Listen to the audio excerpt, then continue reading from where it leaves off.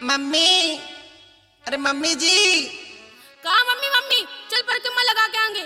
फूकना दिल दे, मुझे फूकना दिलवा दे। तो बड़े बड़े वाला डोल रहा है ना कछु फूकना उगना ना। नहीं मम्मी फूकना लो। अरे देर है रही है, जल्दी चल परिक्रमा लगावे को। अरे मैडम क्यों बच्चे को रुला रही है? दिला दो एक गुब्बारा इसके लिए भी। देखो मुंह पे कैसे मोटे मोटे फूकना है। तो बहुत मारूंगी। फूकना ले। अरे दिला दो मैडम, दिला दो। मुझे नहीं दिलवाना फूकना उगना। क्यों रुला रही बच्चा, ना कुछ ज्यादा खर्चा के ले गुब्बारों। कैसो मोटो बड़ो देख ले जे प्यारो, कैसो मोटो बड़ो देख ले जे प्यारा।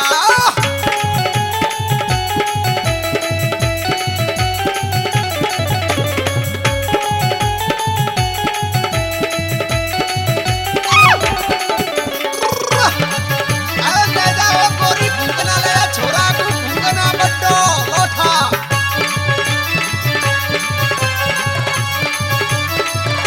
आय हाय, बोल गोवर्धन महाराज की जय।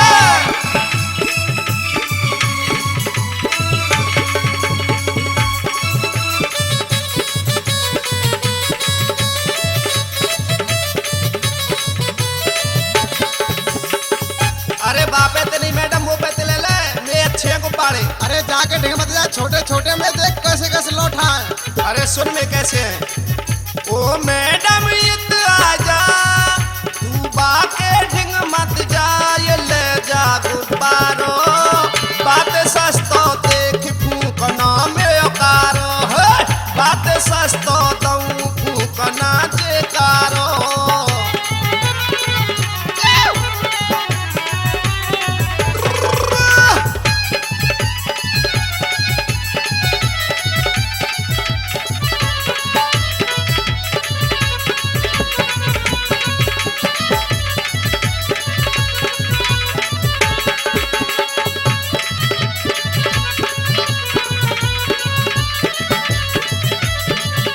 अरे ले मैडम देखिए, ले ले, ये अच्छा है।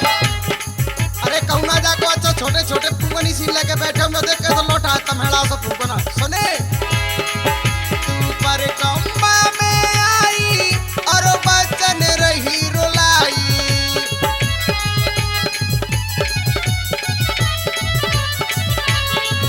मते पुण्य में पाप कमावे, क्यों ना फूकन ना लावे।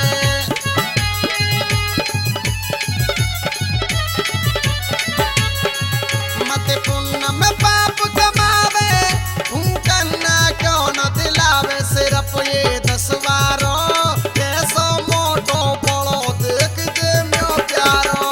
कैसो मोटो बड़ो देख जे म्यो प्यारा।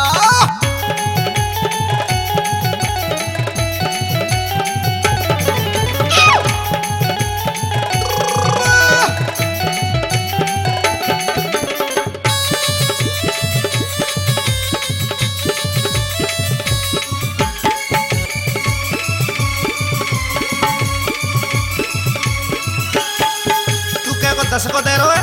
हाँ मैं 10वां फूकना में तो अब ले मैडम मैं देखा आउ तो सस्तो दंगो देख, आउ तो बड़ो देख। सस्ता तो देखो पर छोटा तो दे। मैं तो देख के देखो लंबा पूरा है। ये 10 के नोट में देवे, मोते 5 में क्यों नहीं लेवे।